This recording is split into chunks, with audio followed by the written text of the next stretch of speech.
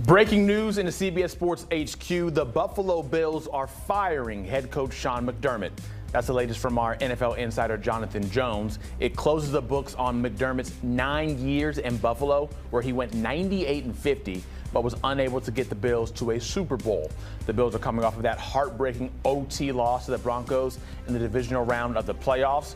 JJ also reporting that GM Brandon Beane will be retained. So as we take a look at that NFL head coaching carousel, 2 jobs have been filled. Another one has now entered the chat in the Bills with the firing of Sean McDermott. So the silly season certainly is just now beginning to heat up in the NFL. We now continue that conversation and bring in JJ. Damian Harris still here with us. JJ, shocking maybe a little bit. Weren't expecting this to happen right now, I'd say, just the timing standpoint of it. What can you tell us about what led to this moment right here? Well, Zach, what I'll tell you is for the last couple of weeks, I've been trying to figure out, hey, if there is playoff failure, if you don't get the job done in the postseason, when there is not a Patrick Mahomes or a Joe Burrow or a Lamar Jackson on the AFC side of the bracket, will Sean McDermott remain as head coach of the Buffalo Bills?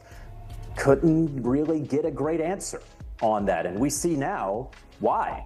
You look at his record, of course, 98-50 in the regular season, perennial playoff contenders, but 8 wins, 8 losses in the playoffs is just not going to get it done. And, Terry Pegula, the owner of the Buffalo Bills, making this move, has been very close with Sean McDermott. And I say has been, probably still is. This had to be a very difficult decision for the owner of the Buffalo Bills, firing Sean McDermott, but one that clearly he felt that he had to make because he has who I believe he believes to be the best quarterback, maybe even the best player in the NFL in Josh Allen. Why aren't the Bills competing for Super Bowls? Why aren't they at least getting to the Super Bowl and finally getting over that hump with the talent that they have assembled there? And we certainly can get into the roster configuration. Again, general manager Brandon Beane is not going anywhere. He will remain there and help lead the head coaching search. But a huge, huge opening here in Buffalo, arguably the best job available when you consider you can coach that man right there, Josh Allen.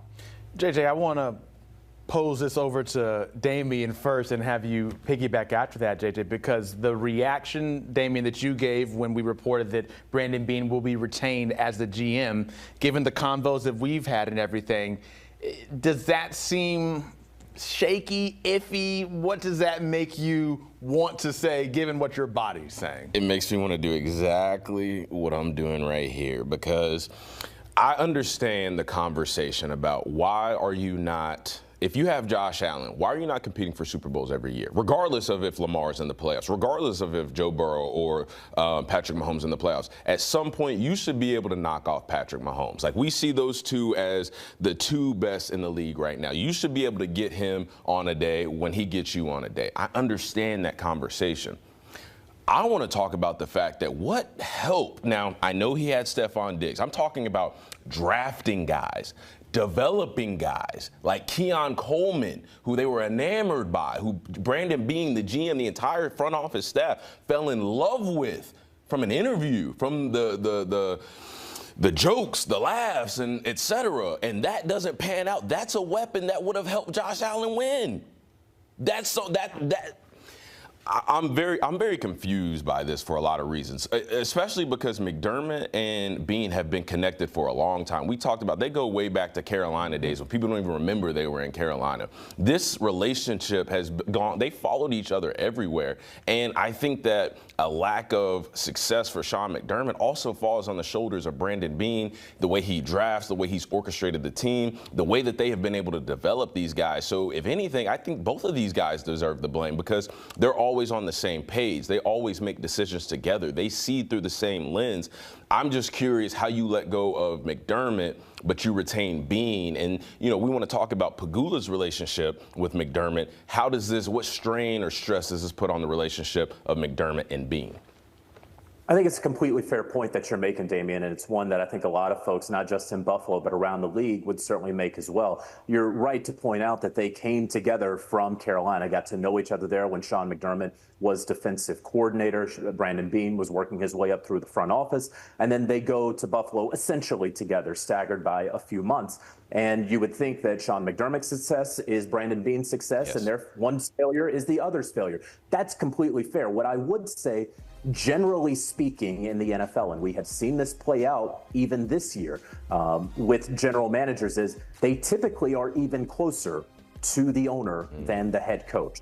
They talk more with the owner. They get the owner's okay on a lot of things. You know, Sean McDermott doesn't have to get Terry Pegula's okay when he's going to challenge or not challenge a play. He doesn't have to get Terry Pegula's okay when he wants to call a timeout or run a certain play, right?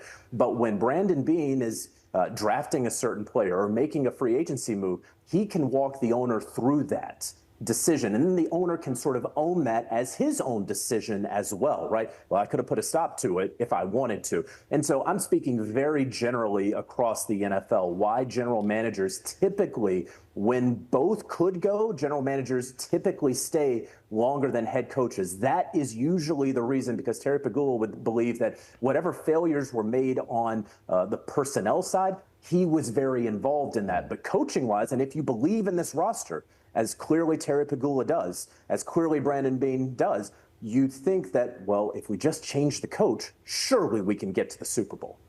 So let's go down that aisle of changing the coach for Buffalo.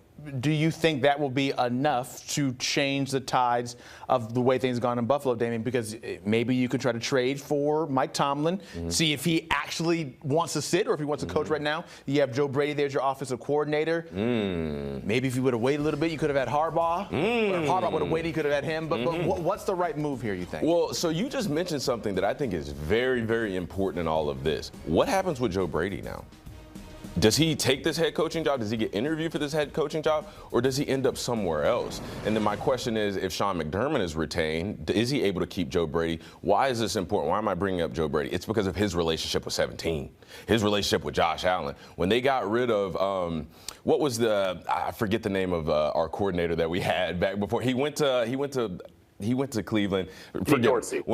Ken Dorsey. Whenever they got rid of Ken Dorsey, a big problem of that was he didn't call the plays that Josh Allen liked. They couldn't get on the same page for an offensive game plan or how they wanted to run the offense or the freedom that Josh got in that. Joe Brady, he turns the keys over to Josh. He lets Josh have full creative control on the offensive side of the ball. I know that because I was there for a year. I saw it. So how is that part of the equation? If you lose Joe Brady, how does that affect 17? Because I can tell you this much also, 17, as much as he sat in the locker room and talked about, man, I let our guys down, I bet for a split second he thinks to himself, am I the reason why McDermott got fired? Am I the cause of this? Because when it all comes down, everything falls on the shoulders of Josh Allen. We haven't been able to get it done. Now, to get back to the coaching situation, I just had to throw that out because I'm very enamored by what's going to happen with Joe Brady. There's a lot of good options out here. I would have loved to have seen John Harbaugh in this position, coaching Josh Allen, sharing some of that GM responsibility with Brandon Beane, making some of those roster decisions. I think that would have been a good option. But I think you go and deal with somebody who's used to playing in the cold, who's used to playing in a blue-collar type of market, somebody like Mike Tomlin. Just see if he's interested. Just see if he's interested. I'll tell you this. All the talk that you just had about Joe Brady, I think we're going to have a lot of that talk with Buffalo. I'm searching through my phone right now, but it was more than a week ago. I got a text from a very well-placed source outside of Buffalo who said be on the lookout for them if they don't succeed in the playoffs, moving on from Sean McDermott and Joe Brady ultimately taking that job. And we've seen that Joe Brady, because of the way that the NFL rules are set up, the playoffs, he has not gone in for second in-person interviews. And so his positioning right now, if he ultimately becomes the guy in Buffalo, they're only one interview behind. And honestly and obviously, because he's been there for years, there are no interviews behind. They know what they have in Joe Brady. So he's interviewing for 3 jobs. Among them, I believe, the Miami Dolphins and the Baltimore Ravens. It looks like the Dolphins may be going for Jeff Hafley. And so I say all that to say that Joe Brady could very well be the option in Buffalo. I don't know this for certain, but I would be very surprised if there's anything in Joe Brady's contract that allows for him to be the coach in waiting. And I mention that because if you do have that, you don't have to run a search. Remember Gerard Mayo with the New England Patriots. He had that in his deal when Bill Belichick was summarily dismissed, and then he was able to be elevated to the head coach position. I don't think that's going to happen. The Bills are going to have to run a search, but this is going to be a highly coveted position because you do have a quarterback in Josh Allen. Joe Brady, again, the number one name that we should be talking about. I'm going to take Mike Tomlin and everyone's word around Mike Tomlin that he's not coaching in 2026.